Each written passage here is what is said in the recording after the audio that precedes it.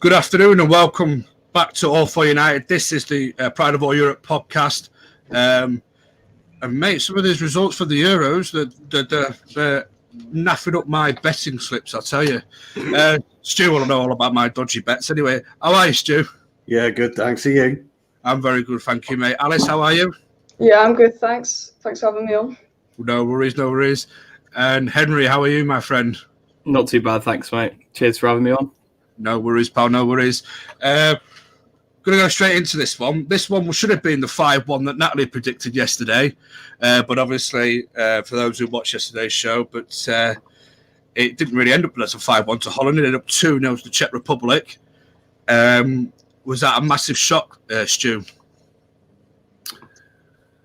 Well, it was a shock, I guess, when you look at what Holland can produce from a individual and team point of view. But, the sending off changed the whole game, the whole fabric of the game. It was a definite sending off. De Ligt just got completely the wrong side of Schick, and hence his stumble because he was desperate to try and get back. And it was a blatant handball. I'm not quite sure why the ref didn't send him off anyway, and it had to go to VAR. But apart from that, I'm not really sure the Dutch have set the world alight. Not for me anyway.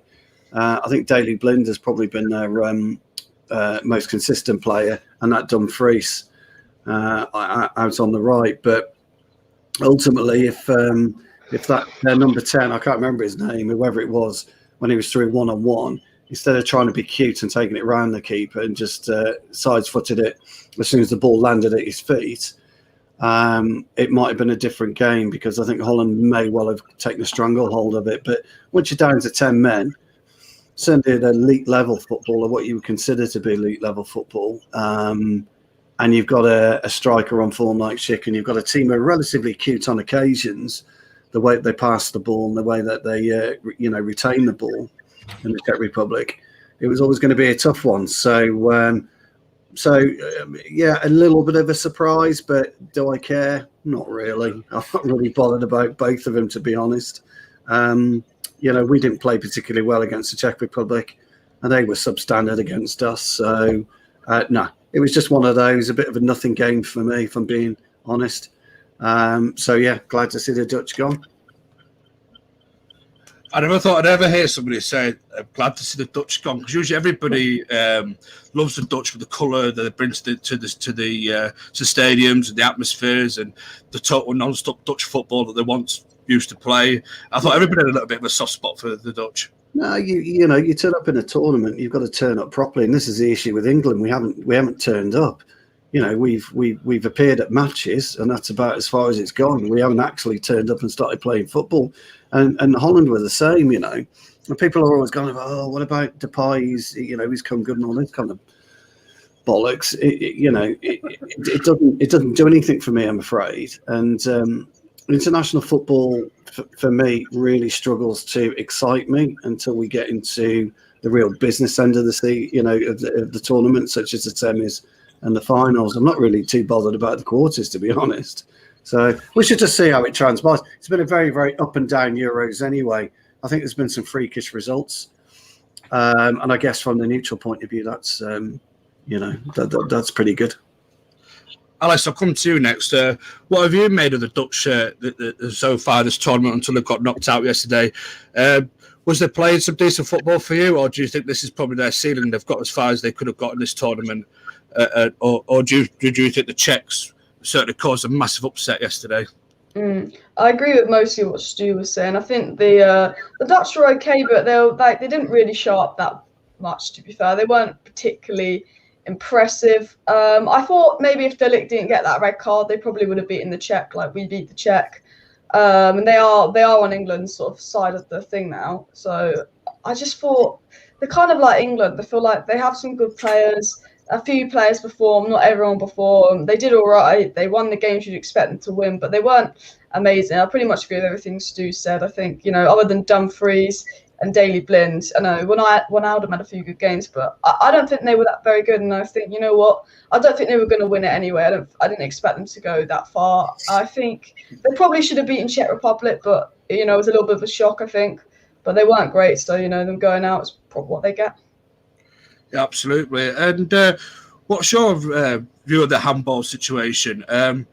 Should the referee have given a red card straight away and avoid all this VAR nonsense? Because this VAR, I think, has been all right so far this tournament. And I think I said it on yesterday's show that the VAR, as it's got to the last 16, has been taking forever again to make a decision. And again, yesterday, I thought the referee there gave me a yellow card, and the VAR said, well, hold on, this could be a red card situation. And in that, for me, should the referee then be jogging straight over to the screen himself to have a look instead of waiting there and then be told for VAR to go to the screen to waste even more time to check if it's a red card? What have you made of VAR as well overall so far in this competition? I have to say, I've been more than impressed by VAR, I think, in the tournament, because I watch VAR in the Premier League and it's a joke. It's used horrifically badly and decisions contradict themselves all the time. I think VAR in the tournament has been used well. I think that was probably one of the worst instances of VAR, but I think I'm not really going to criticise VAR too much. I do think it was a red card. I think it's one of those where, is it intentional? Is it not? Probably it was intentional. But I think VAR could have been a little bit quicker with it. I think, he could have made his decision and run straight over to check. But I wouldn't really criticise VAR too much this tournament, to be fair. It's a lot better than in the Premier League. But yeah. Yeah, absolutely. I think the Premier League needs to take some sort of a note, about how VAR has been running this competition. Because for me, up until the quarter stages, the last 16 stages, it's really, really been all right, to be fair. Henry, I'll come to you, pal. Factor Ball, is he under a massive load of pressure now? Because obviously all the comments that Jose Mourinho has made about him in the past has started resurfaced again. I know a few Dutch fans that I know on Twitter have not been happy with him in this tournament, despite them getting to the round of 16. The question is his tactical play sometimes, his tactical nous. Do you expect him to stay in the job, or do you expect Holland to look elsewhere for another manager?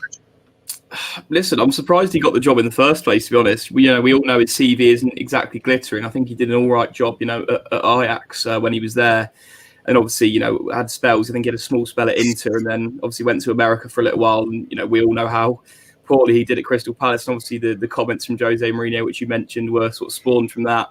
And so I'm surprised he got it in the first place. And I think, I've said it before about Barcelona, and I think it's relevant to the Netherlands as well, in that they're stuck in a certain way of thinking with the philosophy and the way they hire managers that I think holds them back quite a lot. I think they always look into a certain pool, former players, people who have got, connections to the Cruyff way of thinking and, total football, and trying to sort of relive that. And I think that does hold them back in some ways.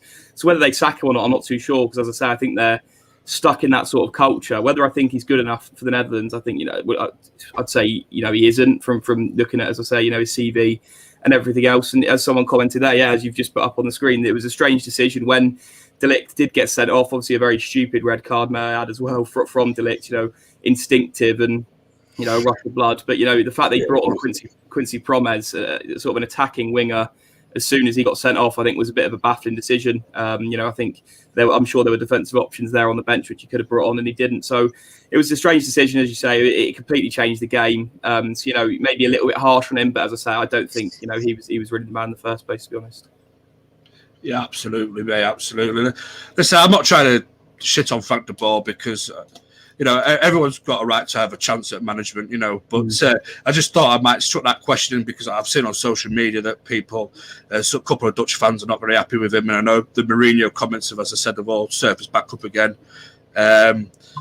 Stuart, I'll come to you on the Czechs finally before we move on to the BT game of yesterday. That Holles or Holes, I'm not, mate, my pronunciation of players is absolutely shocking. But he had a decent game yesterday. He scored one, set one up, I believe, for the shit goal as well. So, what have you made of the Holes and the Czechs forward line in this competition so far? Bearing in mind, we have seen a little bit of them because there was obviously an England's group. So, what have you made of the Czech Republic overall? I just average at best, really. Average at best. Yeah, they're a decent footballing side.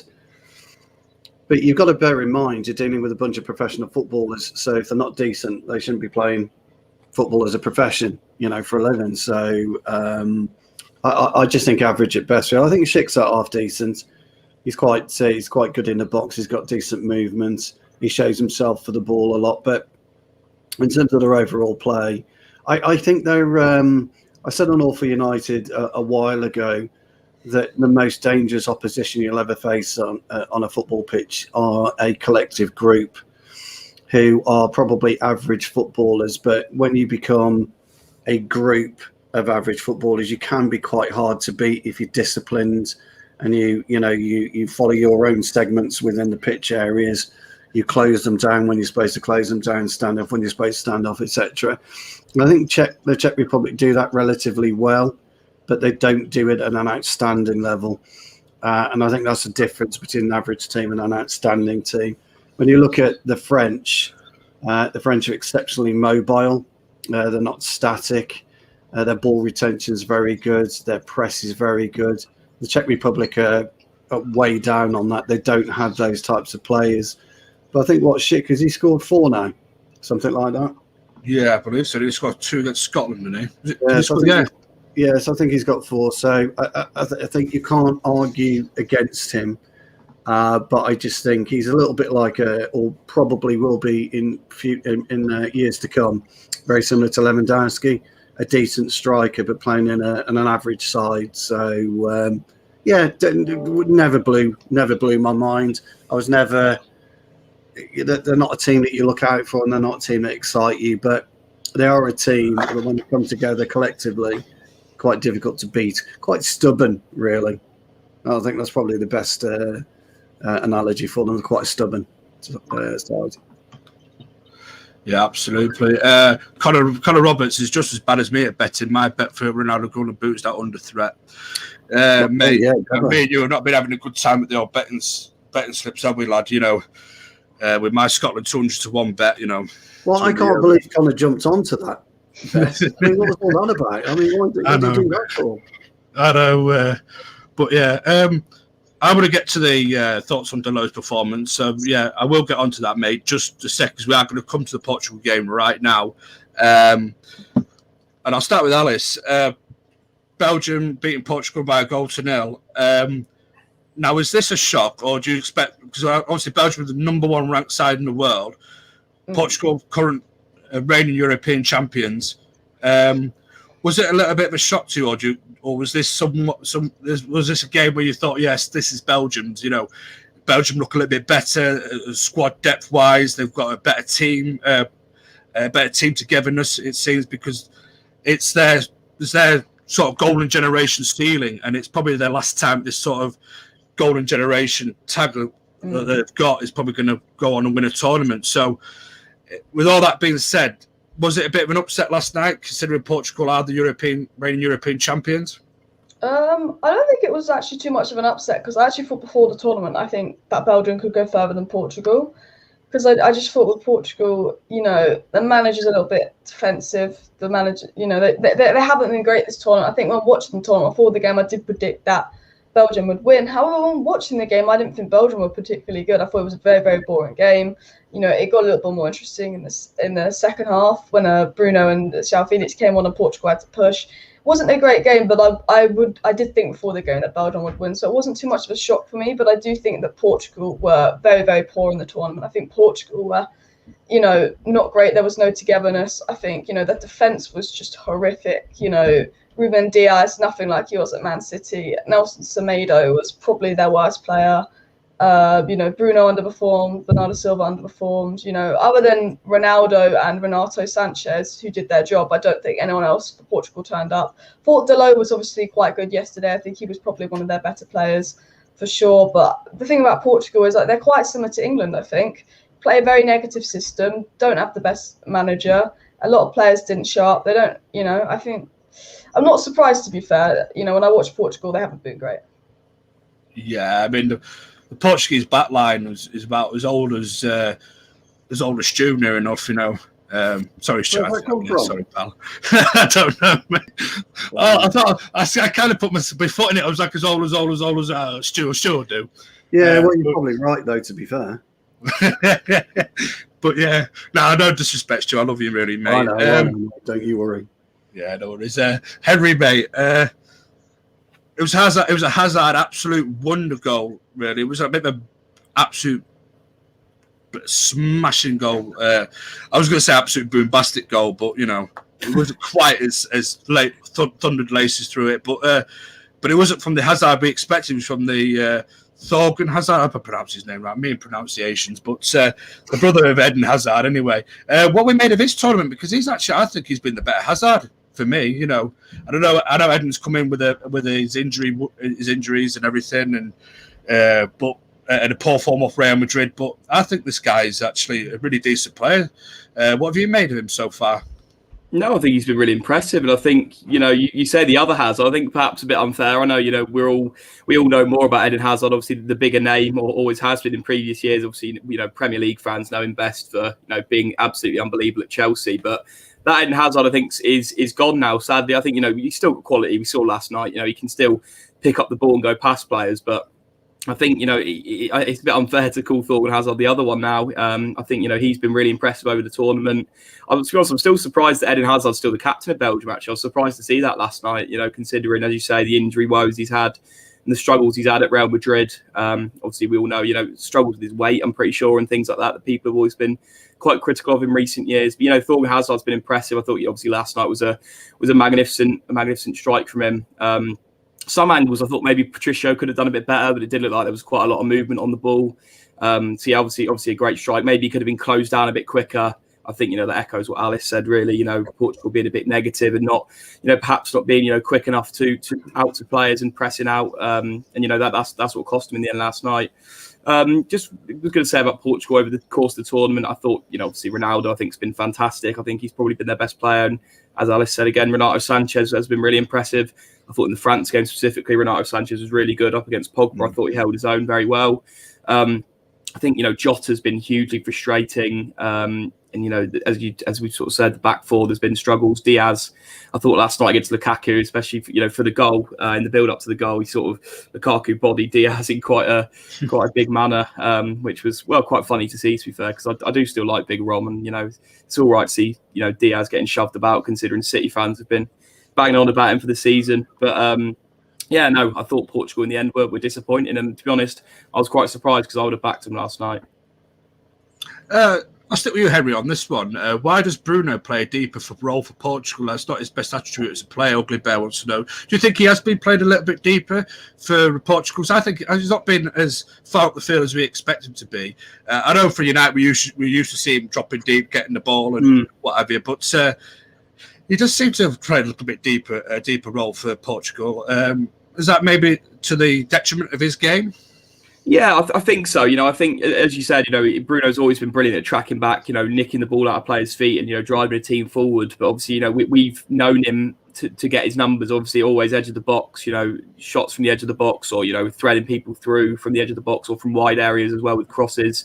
I think against France, when he came on as a sub, I thought he was a little bit further forward then. I thought, he sort of played on the right wing almost. Yeah. But perhaps, that's down to the system of Fernando Santos. Maybe he just wants, his attacking players to do a bit more work. Maybe got to do a bit more running for the likes of Ronaldo. I know Ronaldo still does run around quite a lot, but I don't know, maybe that's in the thinking of the manager, is that maybe the, sort of attacking midfielders should do that work. And, a lot of that Portuguese sort of attack line, they're sort of seen as workhorses, I think. As we've seen with Bernardo Silva, is always a player that's, very, defensive when he comes back and stuff like that. So perhaps that's what it is. Or maybe it's just down to fatigue. I think, a lot of people may be overanalyzing Bruno in a way. I think, the fact the amount of games he's played this season is absolutely ridiculous. Maybe that's why we didn't see the best of him, perhaps why he was playing in a bit more of a different role, really. But yeah, I'm not sure exactly what it's down to. But yeah, no, I think that's probably true. He was playing deep for Portugal. I would agree with that.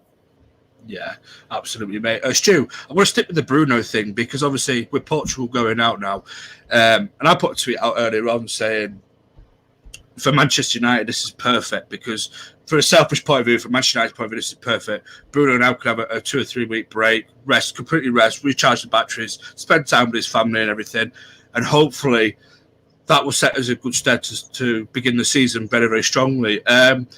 Is that how you feel, or would you love to see Bruno go further on in this competition and maybe prove some of the doubters wrong that everyone's saying, oh, Bruno's not being this, Bruno's not being that. This just shows how Bruno's a poor player, never turns up in big games, etc., etc. What's your sort of feeling on Bruno? Well, if Portugal had stayed in the championships, then Bruno will probably still be a bench player for them. If you look at their midfield three last night, Polina, Renato Sanchez, and Moutinho, they all offer something slightly different. They're all very aggressive. Polina, in particular, I thought was outstanding last night. He was really, really good, and so was Renato Sanchez.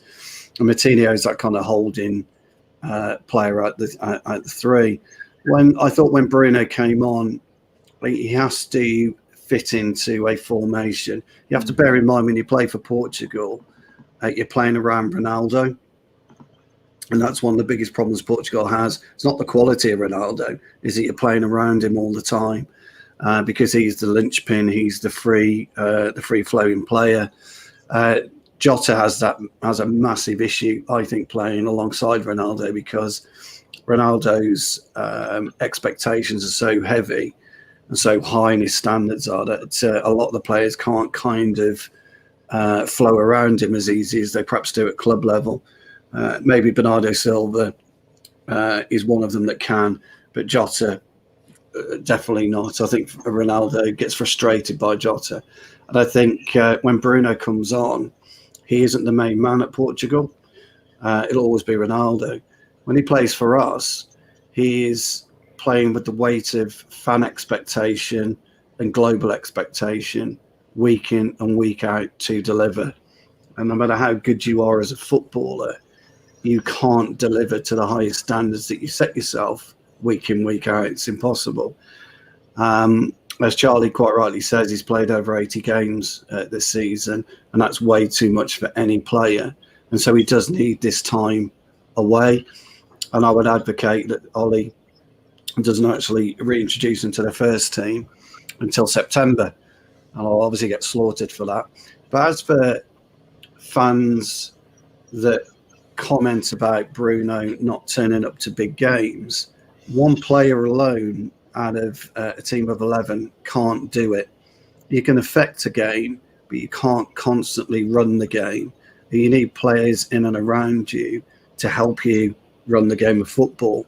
And when you go back to when he plays in with Portugal, he's got Polina in there, he's got Renato Sanchez. They're the two driving forces through their midfield. He's got Ronaldo's brilliance. And when you connect those four players together, on their day, they're as good as anything that France can put through the middle or that Belgium can put through the middle. So Ollie's task will be to get the very, very best out of Bruno, as we've all identified. So I'm going over all ground here, will be the addition of a good holding, very, very straightforward and sensible central midfield player. And if we can get that type of player, so that Bruno, when he's going onto that pitch, hasn't got the world and the weight of expectation on him every game, you'll see the best out of Bruno. But we must do that. And maybe the addition of Sancho, when he finally arrives, will help him. I think Van der Beek could have helped him more during the season. If Ollie had used Van der Beek to Van der Beek's best position, I think he could have helped Bruno a lot more. But obviously Van der Beek didn't play. But that's the major issue that I see. I don't know what everyone else thinks, but that's the way that I view it. Yeah, absolutely, mate. It baffles me when Bruno gets all this. I mean, last week it was Bruno and Pogba, that they're both going missing, blah, blah, blah, blah, in big games. But I suppose modern day fans, we've all been on, we've said it for years, Stuart, it's just stupid sometimes. People don't. I think people are used to that sort of computer game FIFA generation. Absolutely. Yeah. People don't understand the game. I think you said it all before, Stu. But people lack of football and understanding. Sometimes rules people. There was there was the Denmark Welsh game the other day. Mm-hmm. They were crediting the Danish manager for the change in formation after 10 minutes. But if you actually watch the game of football, you'll know it was Højbjerg that instigated that change of formation. He was the one that was bellowing to the sidelines, we've got to sort out the middle three. And that's why I always talk about intelligent footballers, because when you're on that pitch, wherever you are, you know exactly what's going on at any given second of that game if you're concentrating. And then it's up to you, and we do it all the time. It's up to you then to move players around. If they're out of position, move them into position. If you're overloaded on one side, you know, all you got to do is shift slightly across to that side 2 or 3 feet, and you can affect the game. And unfortunately, people look at Bruno and all they do is look at when he has the ball. They never look at him when he's not got the ball and what he's doing to try and dictate the play in and around, the game or what's happening in the flow of the game. And unfortunately, it just gets a bit noticed. So when you've got somebody who comes into the club, very, very similar to Eric Cantona, by the way, and absolutely turns it on its head, which Bruno has done, it comes down to, again, expectation of the fan base. Well, Bruno's got to do it week in and week out, and if he doesn't, then... But you need help. As I said before, you need help. You need players to work for you, work with you. Unfortunately, United, we don't always have that. Anyway, it's just my observation. I could be completely wrong, but I know I'm right.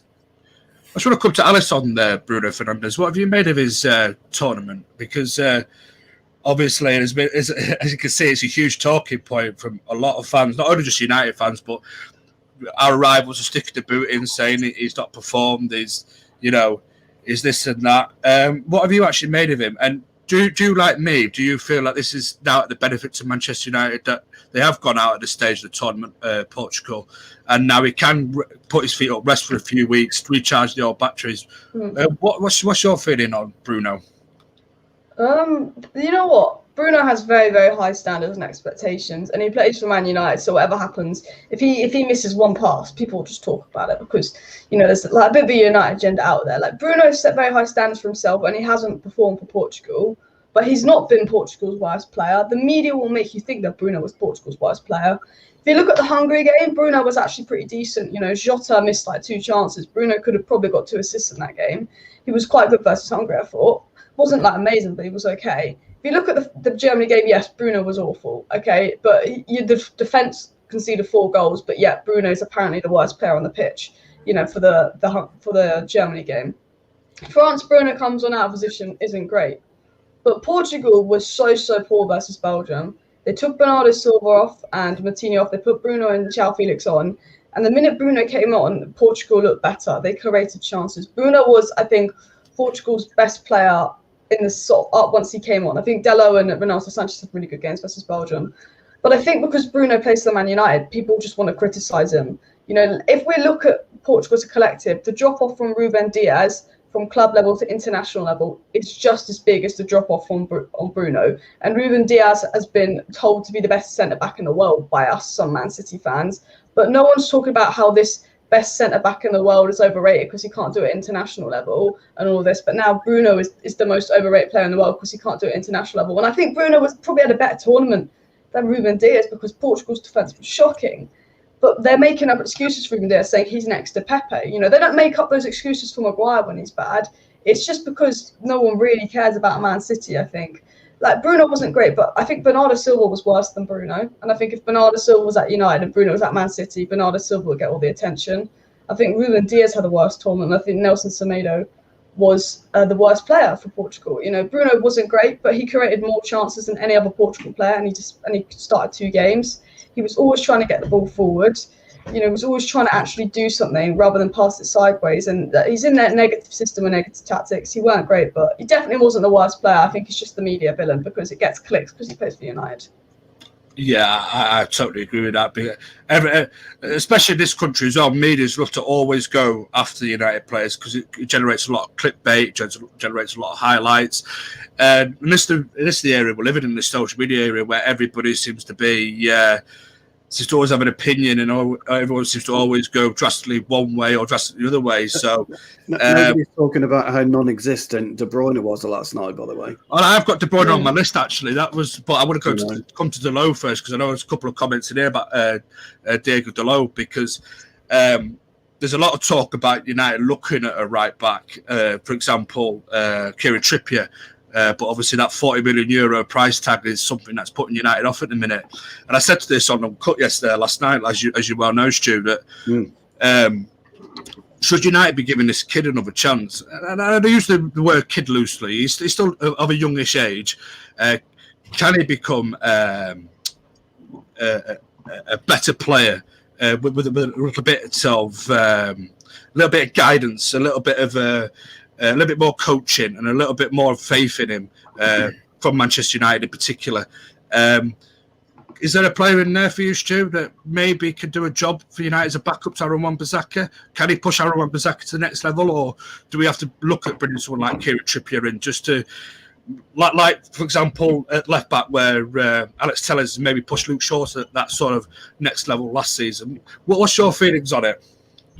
Yeah, look, I quite like Dalot. I thought he had a decent game last night, and he is relatively versatile in as much as you can slot him in at left back if you need to. And he's very, very good going forward. I would always question his defensive attributes. The thing about me right now is Dalot's probably played himself into a higher price bracket. And I think that would... I would look at probably moving him on based on we'd probably get some decent money for him. We've got a couple of decent right backs in the youth. I know why, and it's obvious why Ollie wants Trippier and why he would go for Trippier, because we are lacking some kind of experience across our back line, really. Somebody who's been there, played in a different country, won a league in a different country. We're kind of missing out at the minute.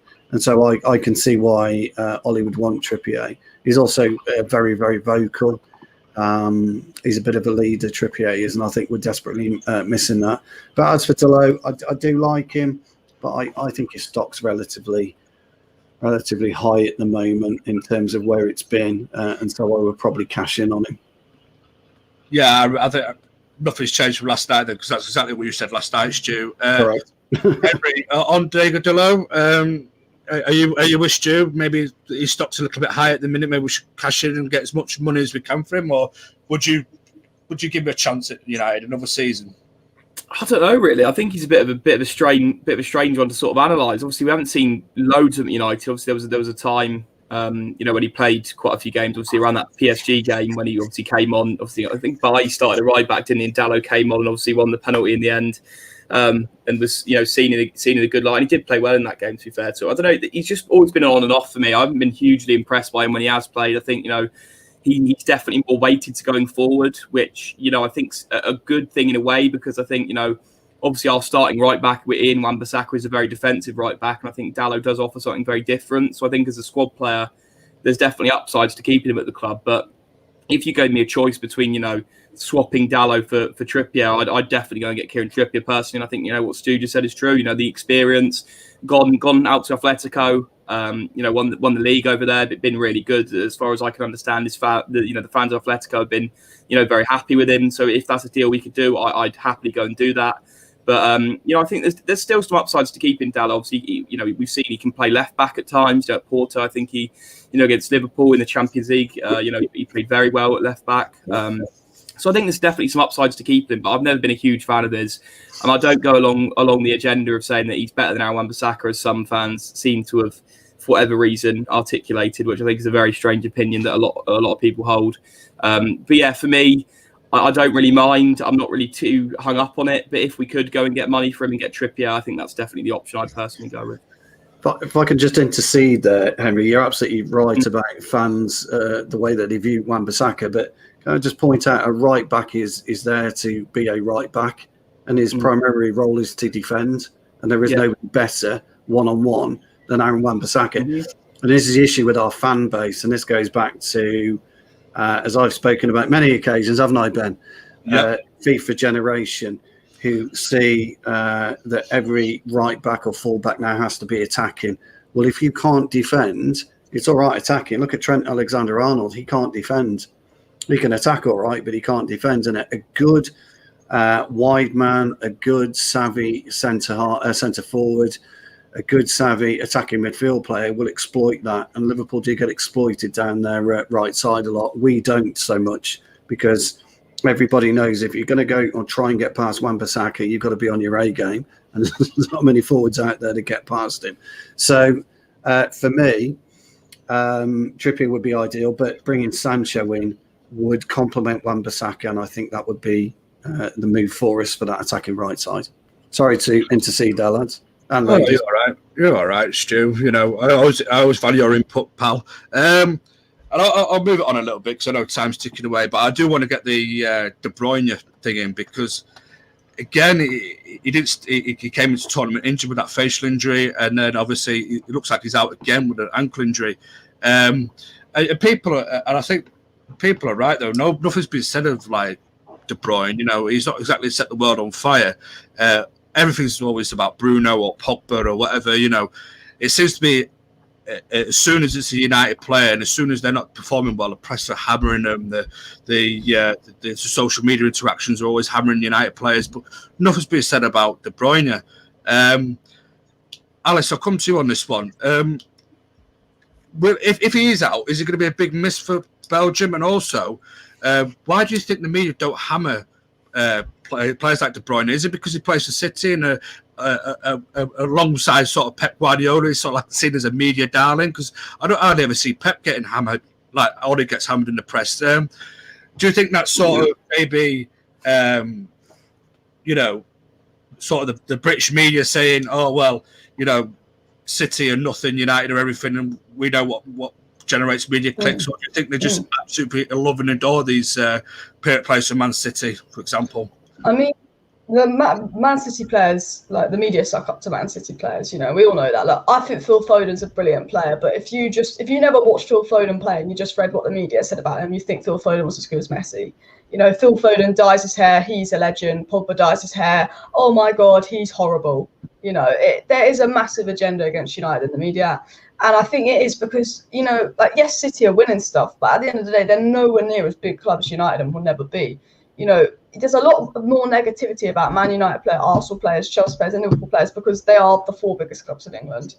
And I think if Kevin De Bruyne was a Man United player and Bruno was a Man City player, it would be the other way around because, you know, the drop-off from club level to international level for Diaz was a bigger drop-off than it was for Bruno, as big a drop-off. But no one's talking about Diaz, who was, you know, City's best player but can't do it international level. But people are saying because Bruno can't do it international level, he's overrated. But no one's saying Diaz is overrated. And Kevin De Bruyne was, you know, Bruno had a better game than Kevin De Bruyne yesterday. Bruno played less minutes than De Bruyne. He created more chances, had more forward passes, created more shots. You know, Bruno statistically had a better game than Kevin De Bruyne. Now Bruno's, when it comes to Portugal, everyone's so interested in Bruno's stats. You know, when it's Man United, they're like, we don't want to know about Bruno's stats. But if you compare Bruno and De Bruyne's stats last night, Bruno played less minutes, had more touches, more forward passes, more accurate passes, more key passes, more crosses, more long balls, all of that. De Bruyne was a ghost yesterday. He was. I know he didn't play the full game. He was a ghost. De Bruyne was a ghost in the Champions League final, but they won't talk about it. No one's talking that Phil Foden has had 2 bad games for England. No one's talking about De Bruyne, you know, ghosting today and in the Champions League final. No one's talking about Diaz probably being as bad as Bruno. And it is, as you said, it's you get clicks if you put a Man United player in the title. You know, ESPN will always attack United because they know you get likes, clicks, and retweets. Because, you know, when Man City won the league, no one really cared. But when Liverpool won the league, we were all outraged. And it is just because, you know, no one really cares about City. They are loved by the media because they won't get click. If you hate on City, they're not going to get that many clicks because no one cares. Yeah, absolutely spot on. I just think it's just the modern day media. But then again, it's always been like that. As far as I know, as a kid, I used to know that United players got hounded, and every time you look at David Beckham, when Beckham always changed his haircut and everything, and we used to wear sarongs on and everything. It's been papers all the time, you know. But then again, Manchester United is Man United, with the world's biggest football club, the biggest name in world football, arguably, and we sell papers and we generate clickbaits, and this is what the media and the press absolutely love. And I think that's about it for De Bruyne. I mean, he's not hardly set the world on fire. I don't need to go round tables. So what I will do is I'll get into today's games.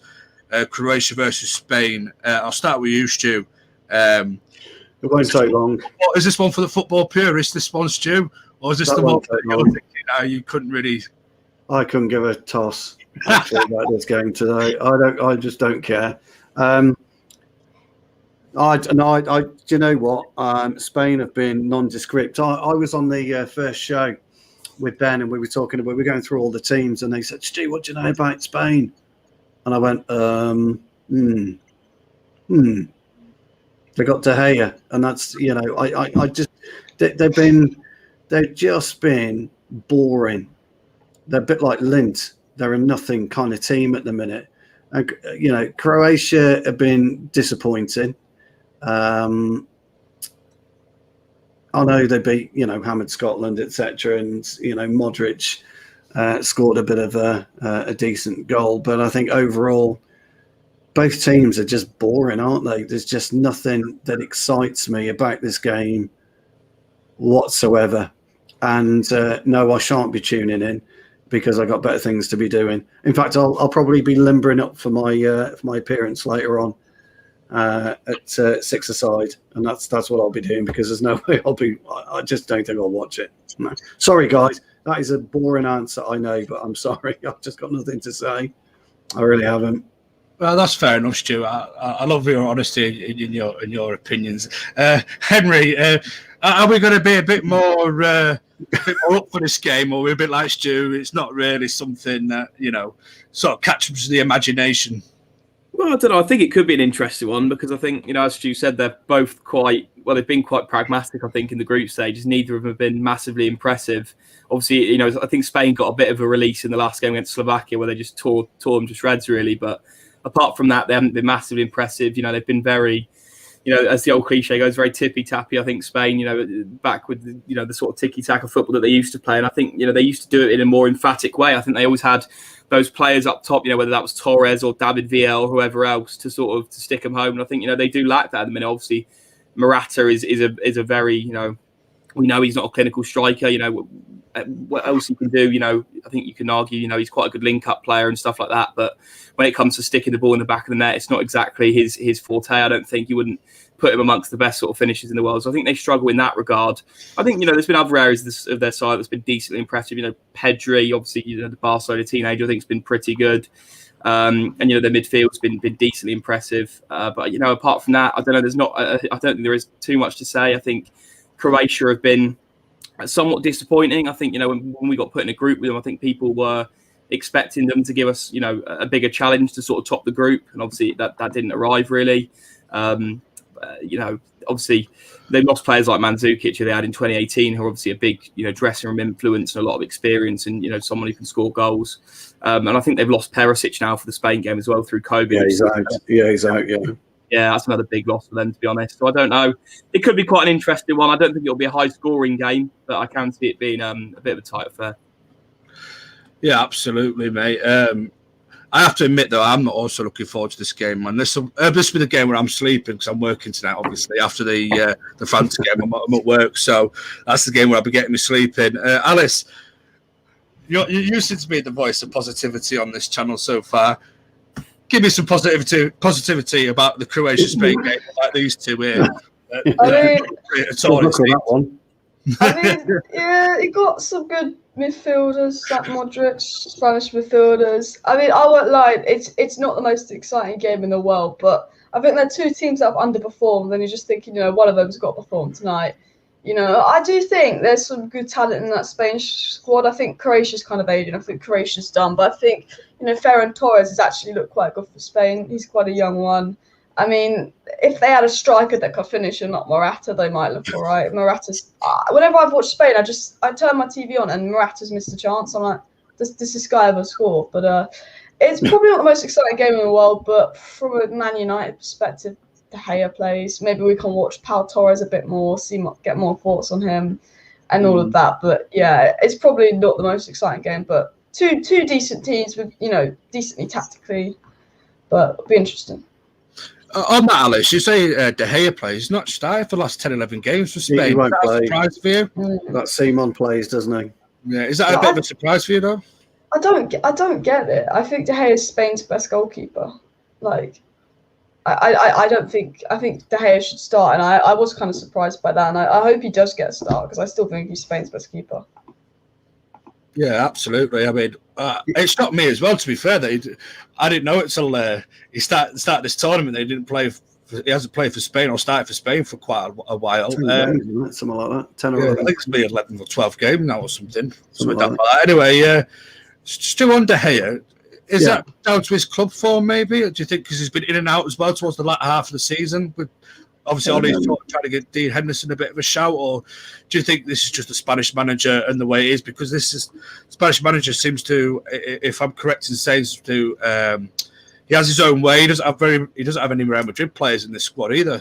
So rumour is that he only picks Basque players, and this Simon is a Basque player, plays for Bilbao, I think it's Bilbao he plays for, Athletic Bilbao.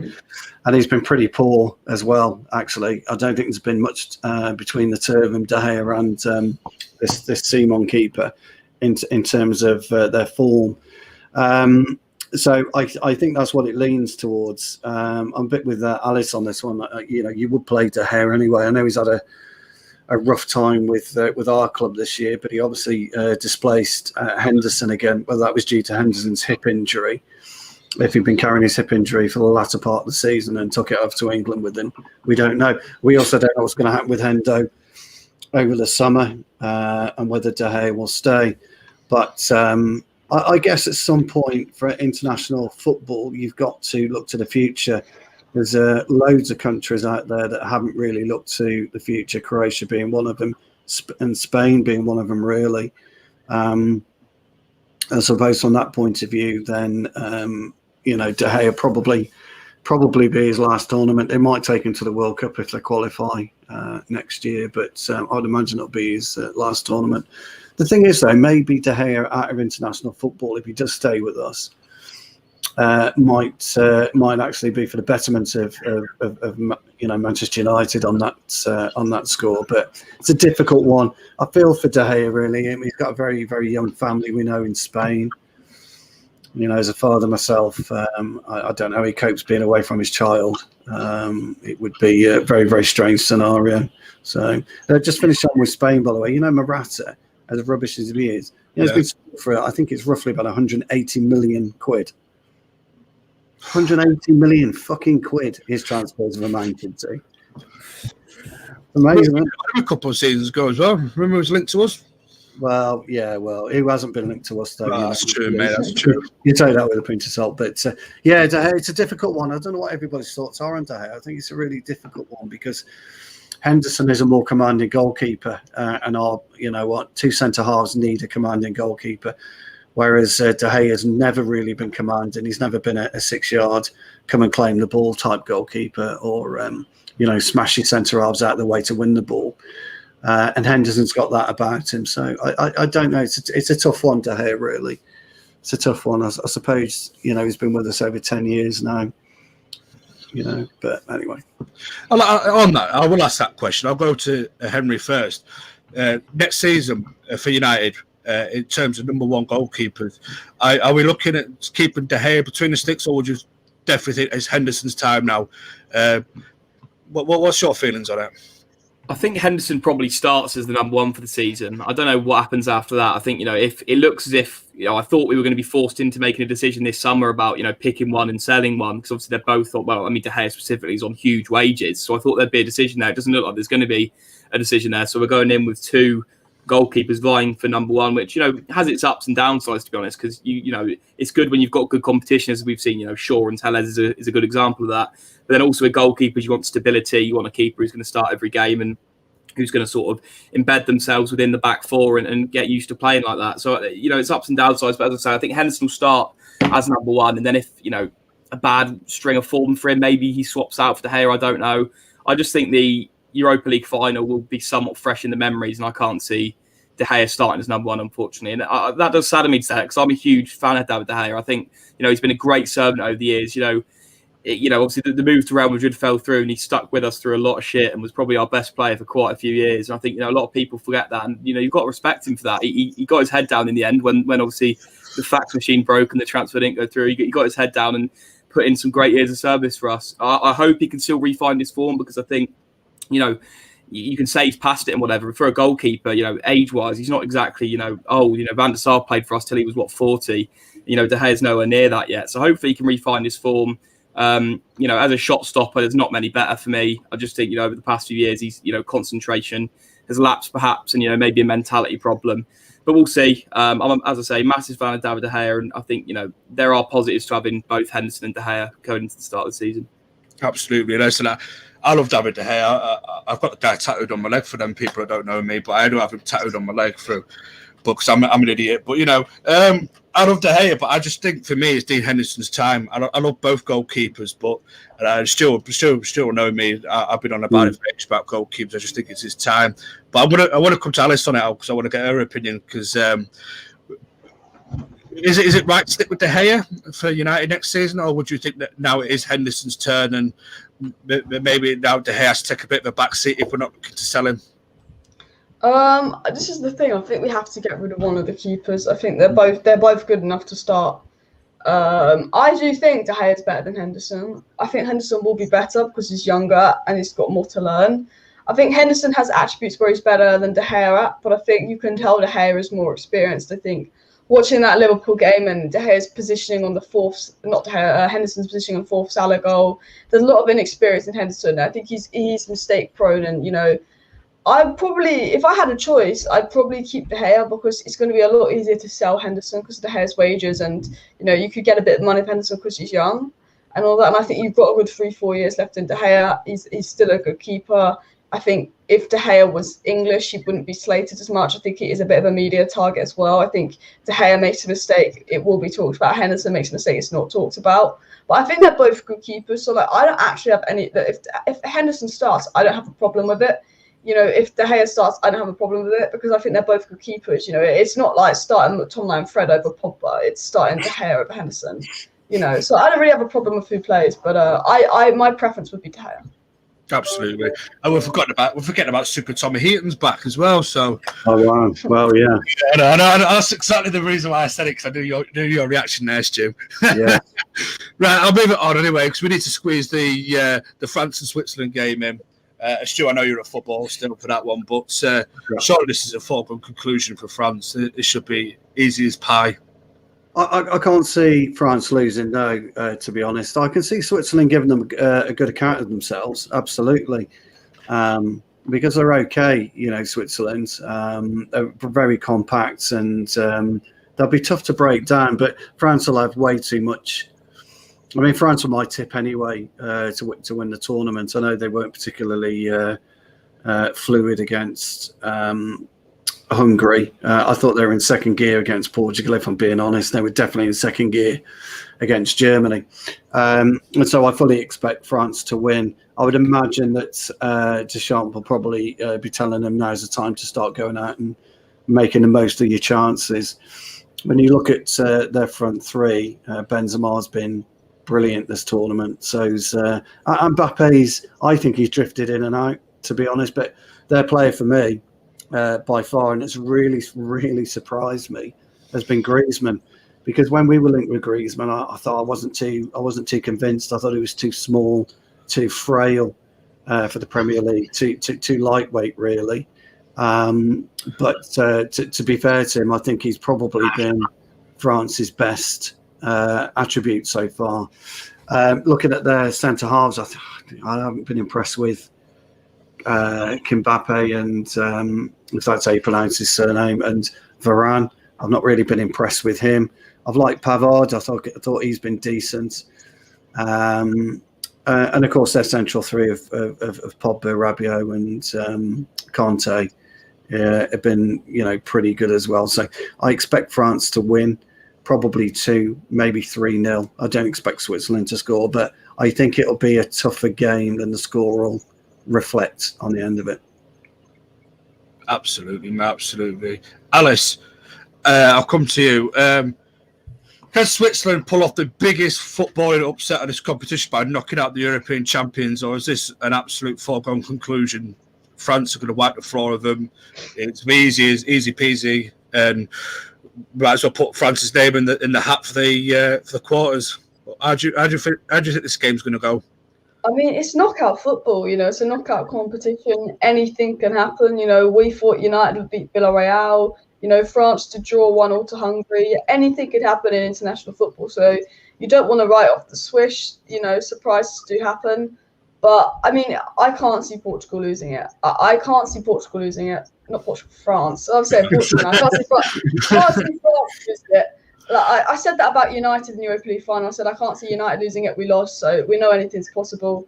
But the France are too good. You know, Pogba, Kante, Mbappe, Benzema, you know, they've got the best team in the competition. They are the favourites to win. It's not like they're playing a Belgium or any of that.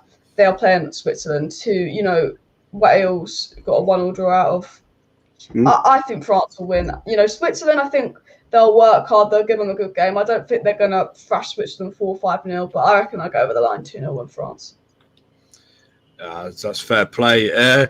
Henry, I'll come to you, mate, just to share us out on this the France-Switzerland topic.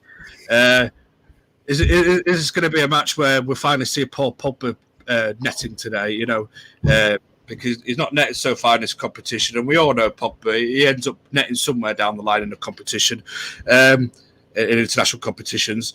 And what have you made of Paul Pogba's performances for France? Because again, like, as I had to back to earlier on, there has been a lot of people that have been questioning whether he's been going missing a little bit at times. But let's be fair to him that this France squad is full of star-studded players. They could field two sides, and both them sides could get very, very far in the competition. So what's your feelings on firstly Paul Pogba and then obviously the game tonight? Listen, I think Paul Pogba's been very impressive. I think, you know, specifically the first game against Germany, I think he was really good, incredibly impressive. And I think, you know, a lot of United fans do draw frustration from that because, you know, we've seen over the years glimpses at United, you know, where he's had fantastic games. And we all know the talent he's got. It's just that consistent, you know, performances that I think we do see him out for France, really. I can't think of too many games where I've watched him, especially at the major tournaments, you know, this tournament and the World Cup in 2018, you know, even the Euros in 2016, where he's been poor. You know, he always seems to perform well for France, and that could be down to a number of things. That could be down to a lot of people. You know, some may point towards him, something to do with his mentality or something like that. I'm not too sure about that, if I'm honest, but some may say that. I think, you know, the more obvious thing would be the system and the fact that he's playing next to, you know, specifically, obviously, you know, there's two midfielders there, but specifically N'Golo Kante, who I think frees him up very well, and they work very well together, and he gets that freedom that he perhaps doesn't get at United when he's playing alongside, you know, the likes of McTominay and Fred. So I think that's probably the main thing and why he's been performing so well. And obviously, you know, we see him take long shots a bit more. You know, for France, he just seems to be that bit more confident at taking people on and driving with the ball. So I don't know if that's down to, again, Kante, you know, freeing him up and you know, giving him that confidence to go forward. Looking forward to the game tonight. I think France should have it, really. As Alice said, you know, it's knockout football, anything can happen, but you would expect France to beat them. As Stu said, the two centre-halves haven't impressed me massively, to be honest. I think, you know, specifically Varane, who I'm a big fan of and obviously would take United, I think has been quite suspect for France at the tournament so far. Hasn't been incredibly impressive in my eyes.